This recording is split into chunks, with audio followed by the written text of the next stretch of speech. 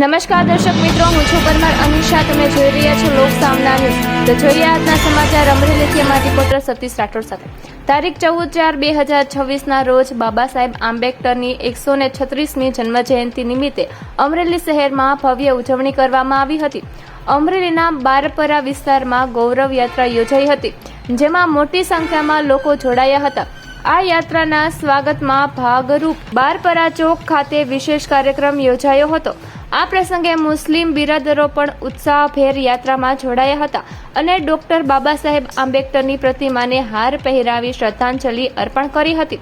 આ દ્રશ્યોમાં હિન્દુ મુસ્લિમ એકતા અને ભાઈચારાનું અનોખું પ્રતીક જોવા મળી રહ્યું હતું, જે સમાજ માટે એક સકારાત્મક સંદેશ આપે છે. આજે બાબા સાહેબ આંબેડકરનો જે જન્મદિવસ તમે ઉજવવામાં આવી રહ્યો છે, તેમાં આજે જે આ શોક દેખાય છે, બારપરા શોક દેખાય છે, હિન્દુ મુસ્લિમનું એકતા પ્રતીક દેખાય છે, તો તેના વિશે તમારે શું કહેવું છે?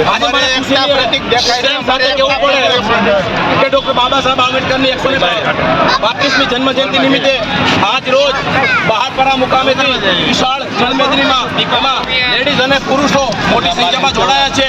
અને આ ચોક જે બાબા સાહેબનું સ્ટેચ્યુ તમારી પાછળ દેખાય છે, તે બાબા સાહેબ સ્ટેચ્યુને હારતોરા કરી અને આજે સમગ્ર વિશ્વમાં વિશ્વ વિભૂતિ કહેવાય ડોક્ટર બાબા સાહેબ આંબેડકરની જન્મજયંતિ ઉજવાતી હોય ત્યારે હિન્દુ મુસ્લિમ એકતાનું સરસ મજાનું ઉદાહરણ પાડનાર આજે મારી સાથે જે મુસ્લિમ બિરાદરો છે એ ડોક્ટર બાબા સાહેબ આંબેડકરને હારતોરા કરી અને જે બાબા સાહેબને સન્માન ખરેખર જોઈએ છે એ લોકો પણ અહીંયા આવી અને બાબા સાહેબને સન્માનિત કરે છે. અને આજે 175મી જન્મજયંતિ નિમિત્તે 135મી જન્મજયંતિ નિમિત્તે ડોક્ટર બાબા સાહેબ આંબેડકરને આજે સમગ્ર વિશ્વમાં ઉજવવામાં આવે છે.